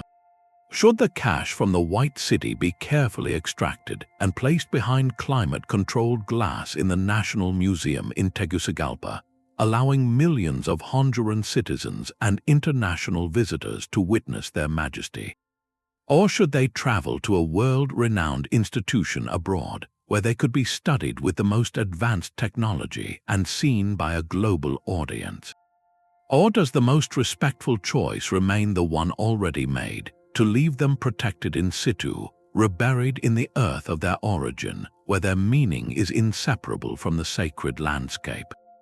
The government of Honduras has firmly asserted its legal and moral ownership over this heritage, a stance supported by international conventions.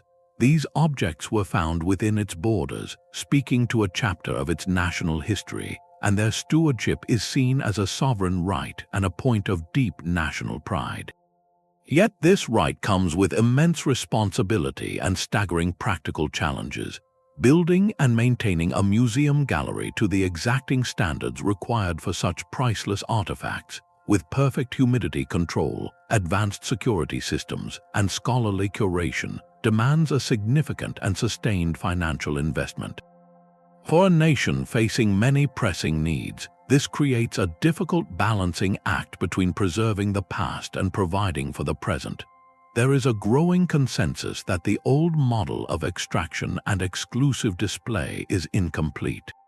A more ethical path forward is emerging, one that builds a framework for shared stewardship. This means the scientific imperative to study and preserve the artifacts for future generations must be woven together with the cultural imperative to honor their living context. The most powerful way to achieve this is through co-curation. This is not a symbolic gesture, but a substantive partnership. It means that any future exhibition of these works would be designed and written in close collaboration with the descendant indigenous communities, the Petch and Mosquito peoples. Their voices would not be a footnote in the display, but central to the narrative. They could provide the cultural interpretation that no outside archaeologist could fully grasp, explaining the spiritual significance of the word jaguar, the meaning behind the choice of animals, and the stories that have been passed down about this place. This collaborative model ensures the artifacts are not reduced to mere aesthetic objects or trophies of discovery. Instead, they become portals to a living heritage, their story told not by a single authoritative voice, but through a chorus of perspectives, scientific, historical, and cultural. It transforms a museum display from a presentation about a people into a conversation with their descendants. This approach acknowledges a simple, powerful truth, that the deepest understanding of these stones emerges only when the precision of carbon dating meets the wisdom of ancestral memory. The goal is no longer just to preserve artifacts, but to honor the continuum of a culture, ensuring that the rediscovery of a lost city strengthens the living community it left behind. While the LiDAR maps provided the blueprint and the archaeologists deciphered the data, the world needed a storyteller to bridge the gap between sterile coordinates and the beating heart of the adventure. That voice belonged to author Douglas Preston. He did not observe from a distance, he embedded himself fully with the 2015 ground expedition, becoming a living recorder of its every grueling and glorious moment. His subsequent book, The Lost City of the Monkey God, offers something no scientific paper ever could, a first-person portal into the visceral truth of the search. Through his eyes, we feel the oppressive weight of the jungle air, the constant prickle of insect bites, and the bone-deep exhaustion of the trek. We experience the collective, breathless tension as the team approaches the coordinates, and the shared, wordless awe as the first monumental earthen platform emerges from the vines. Preston captures the human dimension, the quiet jokes in camp, the frayed nerves, the very real fear of venomous snakes, and the profound camaraderie forged in shared hardship. He does not just report the discovery, he makes us feel the emotional crescendo of a legend becoming tangible history beneath his own boots. His narrative accomplishes a crucial translation, turning complex archaeological methodology into a universal human quest. He renders the scientists not as nameless experts, but as relatable individuals driven by curiosity, endurance, and a deep respect for the past.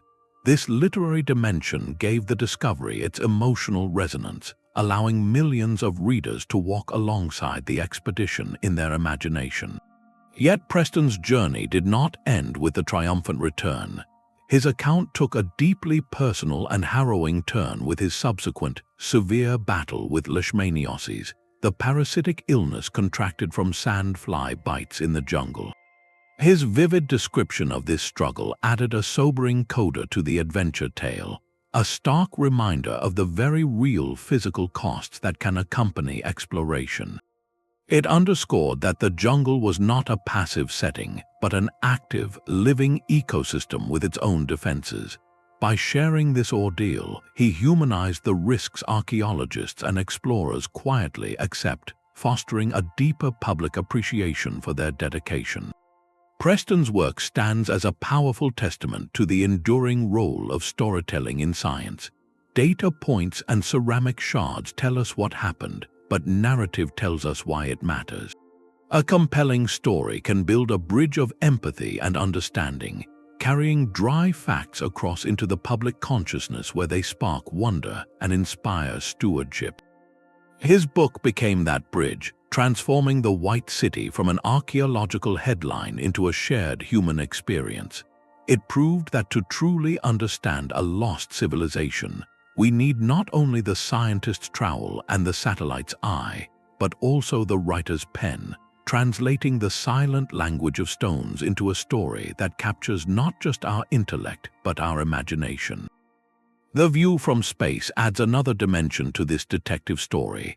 While LiDAR strips away the forest canopy, a fleet of high-resolution commercial satellites now orbits silently above, their cameras trained on Earth, capturing images with a clarity once reserved for military intelligence.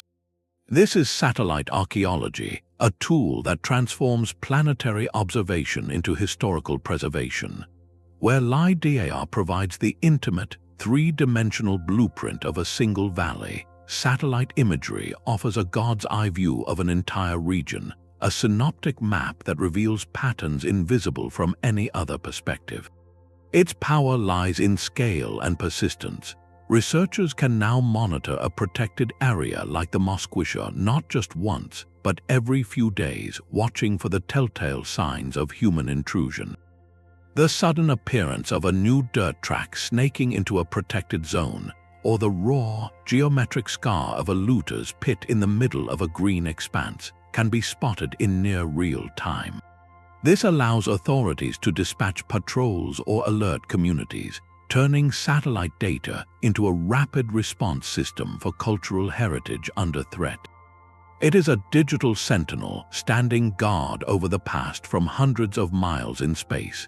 Beyond security, these orbital eyes are trained to see the faintest whispers of history written upon the land itself. In arid regions where the jungle's blanket is absent, the outlines of ancient cities can sometimes be seen directly, their crumbled walls casting subtle shadows across the desert. But even beneath dense vegetation, satellites can still gather clues through a technique called spectral analysis. Every type of plant reflects light in a unique signature across different wavelengths, a kind of color fingerprint invisible to the human eye. When ancient stone foundations or compacted earth pathways lie buried just beneath the soil, they subtly alter the moisture content and chemistry of the ground above. This, in turn, affects the health and vigor of the plants growing there. To a satellite sensor, a line of slightly stunted trees or a patch of grass with a different spectral signature might trace the ghostly outline of a buried wall or a forgotten canal. What looks like uniform green from an airplane window becomes, to the satellite's analysis, a coded message hinting at the geometry of a lost world below. This broad view is indispensable for planning. Before committing a team to a grueling, expensive ground expedition, archaeologists can use satellite imagery to survey thousands of square miles from their desks. They can identify promising large-scale features, like the faint, straight lines of potential ancient roadways connecting valleys, or the extensive terracing on hillsides that suggests widespread ancient agriculture. These features help them understand the broader context of a civilization, not just its ceremonial centers but its connective tissue and its footprint on the landscape. It allows them to ask smarter questions before they ever set foot in the field. Where should we fly the LiDAR? Which of these dozens of anomalies warrants a closer look? Satellite data provides the strategic overview, LiDAR delivers the tactical detail, and ground truthing confirms the story. Together, they form a seamless chain of observation, from the orbital scale down to the individual artifact. This multi-spectral approach means the search for lost cities is no longer confined to the jungle floor. It is now a collaborative effort between technologies, each with its own strength. The satellite watches over vast territories, sounding the alarm against threats and highlighting regions of interest. The LiDAR-equipped plane then flies a targeted mission, using its lasers to digitally deforest the most promising areas and reveal the stunning architecture beneath. Finally, the human team on the ground, guided by these precise maps, conducts the careful, respectful work of verification and interpretation. Each layer of technology filters and refines the search, making discovery more efficient and less invasive. It proves that protecting our shared heritage is now a planetary endeavor, leveraging the tools we use to monitor our changing world to also listen for the echoes of the worlds that came before. The silent stones in the Honduran jungle are now in conversation with silent satellites in the void, together writing a new chapter in the story of how we find our past. The very stones that answered our biggest questions now whisper with even deeper mysteries. We have mapped their plazas and held their art, but we still do not know the most intimate thing about them, their own name. What did this civilization call itself? What word did they use for their gleaming white home? That fundamental identity is lost, leaving us to describe them only by the landscape they inhabited or the modern legend that led us to them. Their thoughts are a profound silence. Unlike the Maya with their carved hieroglyphs, these builders left no deciphered writing, no royal chronicles, no lists of kings or records of battles. We see the footprints of their society, but we cannot hear its voices. We do not know their stories, their poems, or the daily concerns they might have shared. This silence makes every artifact that much more precious, each one a rare and direct message, but one sent in a language we are still struggling to learn. The scope of their world is another lingering puzzle. The petrographic analysis of stone sources will slowly map their economic reach, but the full scale of their trade networks remains a sketch. Did their merchants travel dangerous routes to exchange goods with the Maya highlands, bringing back obsidian for tools or jade for ornaments? Or were they more insular, trading primarily within their own river valleys? The answers lie in the soil, in the microscopic residues on pottery and the foreign materials hidden in construction layers, waiting for future technology to reveal them. We can infer a hierarchical society from the monumental labor required to build the pyramids, but the precise nature of their political system is unclear. Was power held by a single divine king, as in many contemporary cultures, or by a council of elders or shamans? Did authority flow from spiritual connection to the animal spirits depicted in their art, or from control over water and agricultural resources? The layout of the city itself may hold clues. The relationship between the multiple ceremonial centers found by LiDAR could reveal a federation of allied communities or a more centralized state with regional administrative outposts. Each newly mapped site adds another piece to this political puzzle. Then there are the rituals, the most vivid and enigmatic aspect of their lives. We found a cache of sculptures placed with clear intention, but what ceremony surrounded them? Was the word jaguar vessel used to hold a sacred beverage during a rite of transformation? Were the metates used to grind ceremonial powders under the light of a full moon? The artifacts are the props, but the script of the performance is missing. We can only imagine the scent of burning incense, the rhythm of drums echoing off the plaza, and the community gathered under the stars, participating in a ritual that bound them to each other and to the cosmos they believed in. Perhaps the most foundational mystery is one of place. Why here, of all the valleys in the vast Mosquitia? Why did they choose this specific location to invest generations of labor into a ceremonial masterpiece? The answer likely blends the practical and the sacred. There may have been a confluence of reliable water sources, defensible geography, and fertile land. But there also could have been a spiritual reason, a belief that this particular spot was a nexus of earthly and supernatural power, a place where the veil between worlds was thin. The choice was undoubtedly deliberate, a testament to a deep, ancestral connection to a very specific piece of the earth. This cascade of questions is not a failure of discovery, it is its greatest success. A solved mystery is a closed book. The White City, in all its complexity, is an open one. Every answered question, from the date of its founding to the source of its stone, inevitably opens several new, more nuanced lines of inquiry. This is the true humming engine of archaeology. It is a process that does not seek an ending but a deeper beginning. The lost city is not a puzzle to be solved and filed away on a museum shelf. It is a doorway, one that we have only just stepped through, leading us into a darker, richer, and more complex labyrinth of inquiry about human ingenuity, resilience, and spirit in one of the planet's most magnificent and challenging environments. The silence of the stones is not an emptiness but an invitation to listen more carefully, to ask better questions, and to understand that some histories are not meant to be fully explained, but to be endlessly explored. The legend has been found, but the search has only just begun.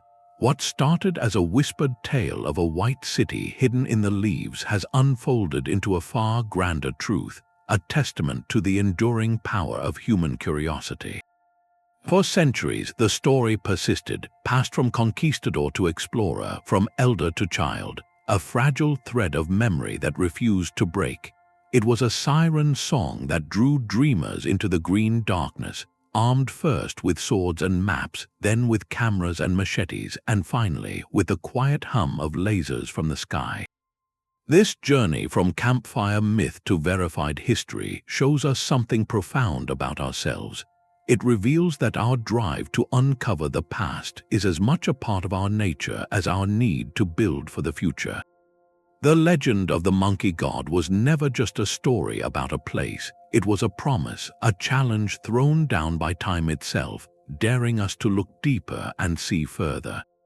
And when we finally did, with the precise eye of LiDAR technology, we found not a single fabled temple, but an entire civilization waiting in the shadows, its story written not on parchment, but in the very shape of the land.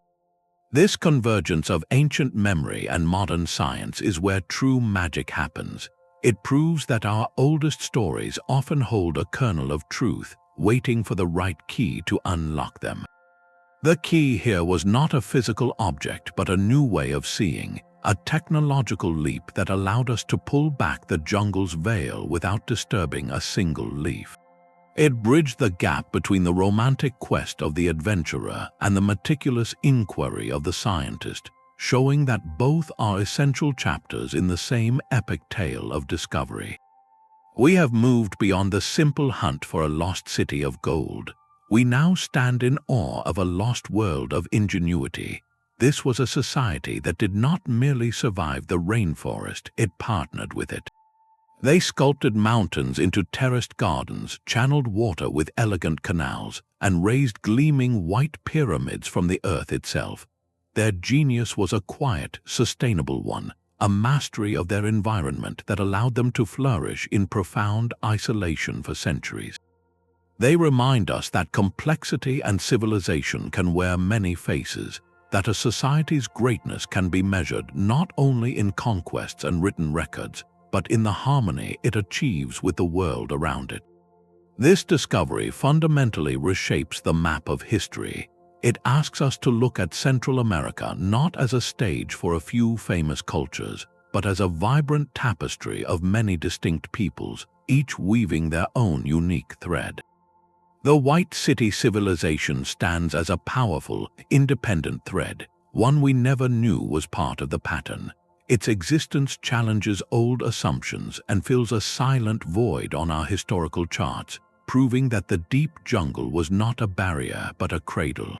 Its story is a crucial, missing chapter in the human epic, one that expands our understanding of what is possible. Yet this revelation comes with a profound responsibility. The city's greatest guardian was always the jungle itself, and now that duty falls to us. Protecting this cultural treasure is inseparable from protecting the living, breathing ecosystem that embraces it. Every effort to secure the archaeological site from looters also safeguards the habitat of jaguars and harpy eagles. Every decision about sustainable tourism must balance the human desire to witness wonder with the imperative to preserve the silence and sanctity of the place. This is the new paradigm of discovery, where unearthing the past is intrinsically linked to stewarding the present. It is a model of partnership where archaeologists, governments, and indigenous communities work together not just to study history, but to honor its living legacy. The research will continue for generations. New LiDAR surveys will scan adjacent valleys, and patient ground teams will slowly, carefully uncover more residential areas, workshops, and perhaps even the tombs of the rulers.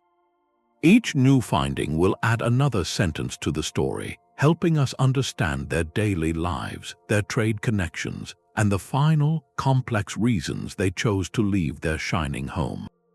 The legend of the White City of the Monkey God has been validated beyond anyone's wildest dreams, but in many ways, the most exciting chapters are still to be written. The greatest mystery is no longer whether it existed, but who they truly were, and what their quiet, earth-bound genius can still teach us today. If this journey into a forgotten world has captivated you, subscribe for more explorations into history's deepest enigmas. Let us know in the comments which archaeological mystery you think we should uncover next.